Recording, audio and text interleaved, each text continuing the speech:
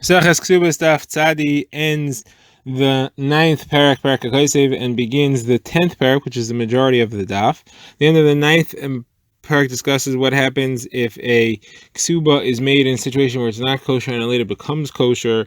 Do we stay with that amount or not? Then we'll have a machlokas whether that applies to the main ksuba or even the additional ksuba.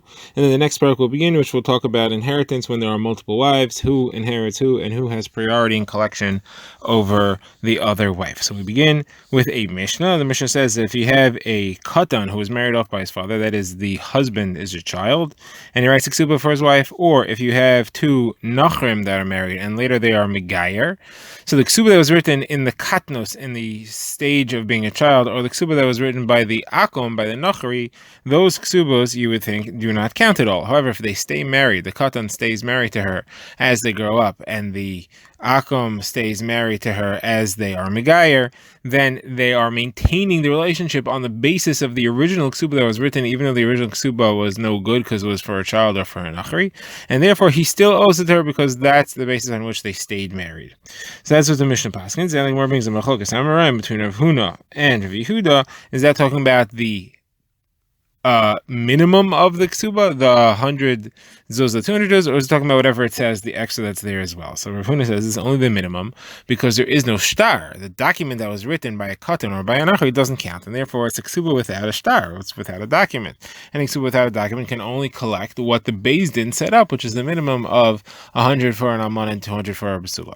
And Rav Yehuda says no, it's the entire thing. It all counts. So the Gemara says I have a kasha, two kashas against Rav Yehuda, and then we'll direct Rav Yehuda. So the first kasha is we have a brayso that says that if he renews the ksuba, that is, he rewrites a new ksuba, then you can get the full amount of the renewal. So Gemara says it's only if it's renewed that you could get the extra amount, but not earlier. So Gemara says no, it means to say that if you renew it and you add more in the renewal, then he gets more. But certainly, even if he doesn't renew it, he gets the extra. So the Gemara rejects that. Gemara says that can't be the correct pshat over here because we have another brayso that says clearly that you only get the main amount. Basula gets 200 and Almana gets 100 if it's not renewed. So that's a clear rejection of Rabbi Yehuda's opinion. The Gemara says Tifta Rabbi Yehuda Tifta. The Rabbi Yehuda's mistake was that he read the Mishnah. The Mishnah says where it said that the ksuba stands, it keeps. He thought it meant the entire ksuba, but it's really only the main part of the ksuba itself. We're having in the next Mishnah, the next parak, which begins with a Mishnah which discusses what happens if a man has two wives, which one is first in the inheritance and in the ksuba. So there are two cases in the Mishnah. The first where the two wives are both collecting ksuba, so then whoever was married first has the preceding lien, she has a preceding claim, and therefore she collects first. So if somebody marries two wives and then he dies, whoever was married first collects first, and whoever was married second does not collect. Of course, unless there's something left over, which the Mishnah does not say. Now, if one of the wives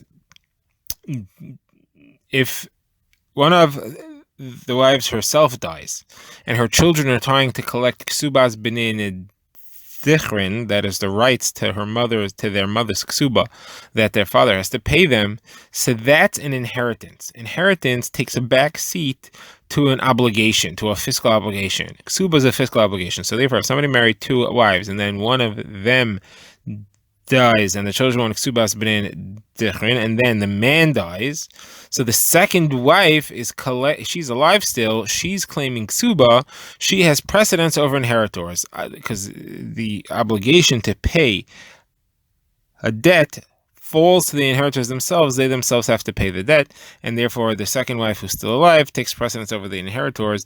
Ksubas b'nei dichrin is counted as an inheritance, the Mishnah is saying, not as a ksuba collection. The Gemara now begins. The Gemara makes a note in the language of the Mishnah. It says in the case where the two wives are both trying to collect ksuba from the estate, it says that the first one, whoever was married first, takes precedence over the second one. So the Gemara has two ways to learn this, two opposite ways, two different versions. According to the first way, the language of precedence shows that there is some right that the second one has. The Gemara says, what right does she have? For the first one's going to collect everything. Rashi points out it can't be that there is more than her value of ksuba, or we wouldn't be discussing who takes precedence. So what is the right of the second one? So the Gemara says it must be that the second one, if she comes and she grabs the property, she has the right to hold on to it. She only takes a back seat as far as we won't give it to her lechatchila, but she grabs it, she can accept it. Whereas this is a question that we had, and we should learn from here that if you have two bali chov and the second one grabs over the first one, he or she gets to keep that. Now, the Gemara rejects this. The Gemara says, no, maybe that's not what it means when it says takes precedence. Precedence just means takes precedence completely. She's the only one who collects, and no one can collect until she has everything she needs. And you see that the word precedence is used in that sense because it says that a son has precedence for inheritance over a daughter, and there that's complete. The daughter can't grab if there's a son around. Now, the other version of this Gemara says from the fact that it didn't say that the second wife could come grab, that indicates that she can't grab. And therefore this mission is a proof that if you have two Bali Chov, the second one cannot grab to take precedence over the first one. So the Gemara says, no, not necessarily. Really, it could be that she could grab. The reason we didn't say that she could is because we're also talking about if the two women die and their inheritors are fighting who takes precedence over the other, there an inheritor for sure can grab, because an inheritor has to give up in front of a Baal Chov, has to give up in front of someone who's collecting an actual Chov. So since we couldn't talk about grabbing in the case of the inheritors, we didn't talk about grabbing in the case of the actual wives themselves either. Now the Gemara refers to the second case of the Mishnah, that where one of the wives had died and her children are coming to collect Kesubos Benin Dichrin. And the other ones are, the woman is alive and she's collecting her actual ksuba. We said that the ksuba takes precedence over the binin and dichron, which is called an inheritance. So the Gemara says we learned from this halacha, from this case in the Mishnah, 3 halachos. Case number 1, we say that when we're giving out the ksubas binin and dichron to children of multiple wives, we'll do that even if one of them is not collecting the binin Dichrin, one is actually collecting an inheritance from the father themselves. That means the way this works is as follows. Kesubos Benin Dichrin means that if a woman dies before her husband, so she never collects her ksuba, her children have a right to collect her ksuba from their father, and when the father dies, they inherit that ksuba amount separate from the inheritance. They take that ksuba amount from the father's estate, and then they divide the rest of the father's estate equally with the other brothers. Now, you might think they can only do that if all the brothers have some type of ksubas b'din dichron of their own.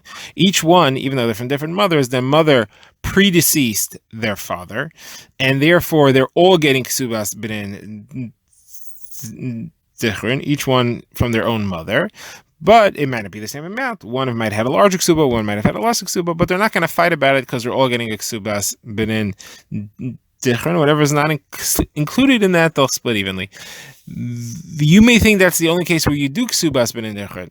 So says the Gemara, you see from here that you're not going to do that because the other woman, the second wife, is alive, and she has a right to collect her ksuba straight out. And therefore we see that the people who are collecting ksubas b'nin dichron, they do have a right to collect, even though they don't take precedence, but they do have a right to collect, even though they're the only ones getting ksubas b'nin dichron, and the other wife is not getting ksubas b'nin dichron. And even if she dies later, her kids aren't going to get ksubas b'nin dichron because she got her ksuba. Still, we don't say that they're going to fight because some kids will say, hey, how come you got ksubas b'nin dichron and we didn't? We allow them to collect ksubas b'nin dichron. The second thing we see here, says the Gemara, that the halacha that you can only collect ksubas b'din dichron when there's at least a dinar's worth of property left over, that only applies if the two women predeceased their husbands and both sets of children are collecting ksubas b'din dichron. You need to have a dinar left over besides that. We've seen such a halacha. It has to be at least a dinar's worth to split besides ksubas b'din dichron. Here the Gemara says if one wife predeceased her husband and her kids are getting ksubas b'din dichron, and the other one, she died after her husband and she collected her own ksuba, and they're inheriting her ksuba directly from her, and they're inheriting the father's estate directly, there doesn't have to be a dinar more than the ksuba that their mother collected, because they're inheriting from the father directly. They're getting the inheritance straight. The father inherited their mother's their mother got her own ksuba, and that's enough for them. The fact that their mother got the ksuba, that counts as the extra dinar. Where do you see that in our case? You see it clearly because we didn't say that there has to be an extra dinar here. We just said that's fine. The Kesubos ben Dichrin can be collected. It's not priority, but it can be collected whether there's an extra dinar or not. Obviously, since the other wife is collecting her entire ksuba, you don't need to have an extra dinar besides for the ksubos. The third halacha we see from this case, the Gemara says, is that the Kesubos ben Dichrin is called a Yerusha. It's not called a Choiv, and it does not take property that has been sold or otherwise encumbered. And you see this because the fact that the children of the first wife who are just collecting ben Dichrin cannot take away the property that's going to the second wife. Obviously, they are an inheritor, not a purchaser, not a Chov, and therefore they can't collect as a Chov. Otherwise, they could just take it away from the second one because their obligation came first. Obviously, they are inheritance.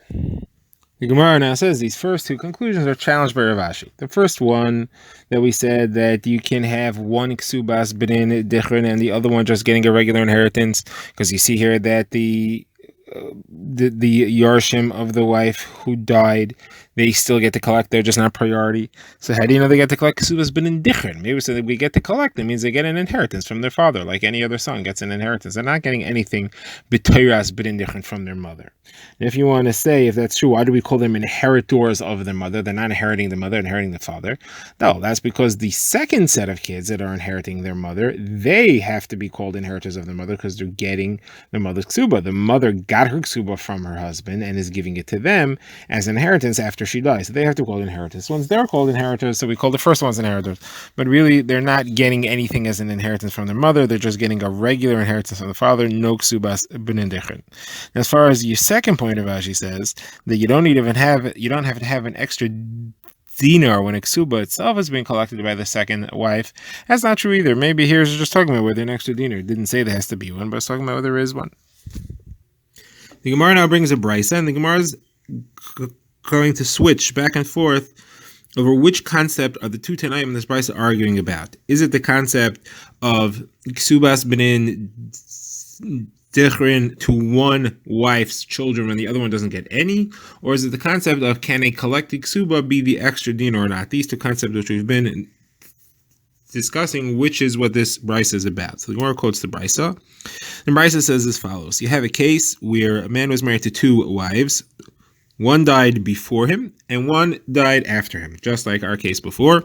The one who died before him, he inherited a ksuba, and then his children, after he dies, want to inherit that money as Kesubos ben Dichrin to get it over the inheritance of the other sons from the second wife. The second wife, she died after him, therefore she has a right to inherit. She has a right to get paid the ksuba from him. That's a chov, and then they want to inherit. Her children want to inherit that from her. And that's an inheritance that is independent. That is a collection of a ksuba. That's an obligation ksuba, not a Kesubos ben Dichrin ksuba. So here again, you have a bunch of sons. One group gets a Kesubos ben Dichrin. The other group gets a regular ksuba. And the brisa says, is machlokes what actually happens. According to Ben Nanis, who's the first opinion, the first group says to the second group, you take your ksuba, take your mother's ksuba, and go. You don't get a share of our inheritance. Rashi explains there is no inheritance other than the Kesubos ben Dichrin that they're claiming. There's nothing else left. But the point that we're trying to say is they get a Kesubos ben Dichrin, and therefore they get a larger portion. And if there's nothing left, then there's nothing left to split. But they do get the Kesubos ben Dichrin. That has been Nanas' shita. Now Rabbi Kiva disagrees. And Rabbi Kiva says that it's divided equally. And the way he phrases that is from the time of the death of the husband, it was already evenly spread out. Each Yoresh equally inherited, and therefore they all got an inheritance, meaning there is no Kesubos ben Dichrin. So the Gemara says that the first way we want to explain it is Pashas is they're arguing about the concept, can one group of children get a Kesubos ben Dichrin if the other one gets none, which is our first concept which we were discussing here. So the Gemara says, no, maybe that's not what this machlokes is about. Maybe the machlokes is about, can a collected ksuba serve as the extra dinar? Here, like we said, there's no Kesubos ben Dichrin unless there's an extra dinar, at least besides for the Kesubos ben Dichrin. And the reason for that is that the Kesubos ben Dichrin is an inheritance only derabanan. You need some fulfillment of a d'oraisa inheritance. It has to be something else besides the Kesubos ben Dichrin. So over here, the only extra dina that there is going to pay off the ksuba for the second wife, and her children are going to inherit it really from her, not from the father. So does that count as an inheritance or not? If you're paying off a chov, does that count as an inheritance? So maybe that's what they're arguing about here. According to Ben and Nanis, you do have ksubas ben indichin because the amount that's paid for the second wife ksuba counts as an inheritance, and therefore it is an extra dinar. According to Rabbi Kiva, that does not, and therefore there's no ksubas ben indichin. So the Gemara rejects this pshat, and the Gemara goes back to the first pshat. Why do we reject it? So first of all, the Gemara says that Rabbos that he found, the Rabbana of the Beirav, who were explaining the Brisa this way, and they added on, they said the same halacha applies if instead of a second wife, there was a Baal Chov. If there would be one wife who died before her husband, and her kids are collecting subas ben indechrin, and besides that, there was money that was owed to a Baal Chov, somebody who had lent money to the father, the same thing would happen there. That would also count as a moiser. That could count as the extra dinar. And that's the same thing here. This is about the extra dinar, and the same thing applies if it was a Baal Chov. So the Gemara first rejects that part. And the Gemara says, no, it's not the same as a Baal Chov. A Baal Chov is an extra dinar. If there's the only money that's left besides the Kesubos Daf is money that's owed to somebody, that's fine. Because that's still an inheritance for the kids. The kids are inheriting that money. That's a Yerusha Deraisa. They just have to pay it to somebody because they owe money to someone because they inherited a Chov too. That doesn't take away from the fact that it's inherited. That's a Yerusha Deraisa. However, the Ksuba of the second wife, that's not an inheritance. No one's inheriting that. That's being given to those children themselves. That's not something you could say is being inherited equally by all the inheritors and paid out to the wife. You can't view it that way. So at least that's different than the Baal Chov. In the case of the Baal Chov, Ben Anas and Rabbi Kiva will not argue that there is a Kesubos ben indichin. Rabbi Kiva would agree. It's only in the case of the Ksuba that Rabbi Kiva does not agree. Now, the Gemara rejects this whole shot. The Gemara says, this is not about Meiser Dinar, because Rabbi Kiva's phraseology that the Yerusha already was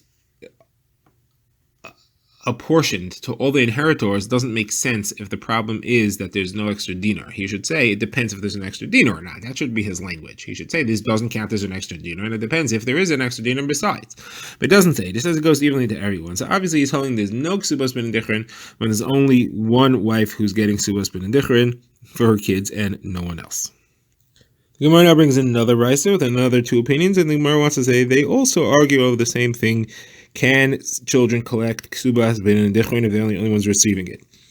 So this brisa is a Tanakh of Shimon, and the case is the same case. You have a man, he had two wives, one died before him, one died after him, and the children come to divide it. So the Tanakh paskins that the children of this one come and take their mother's ksuba. The Gemara assumes that means it's the second wife who gets her ksuba as a Baal Chov, which implies that the first wife, whose kids are asking for ksubas ben indichin, do not get it, and that's because they are not entitled to ksubas ben indichin. The only thing they're entitled to get is a Yerusha from their father, and we're talking about a case where there's no Yerusha left after the chov to the second wife is paid off, and of course the chov goes before a Yerusha.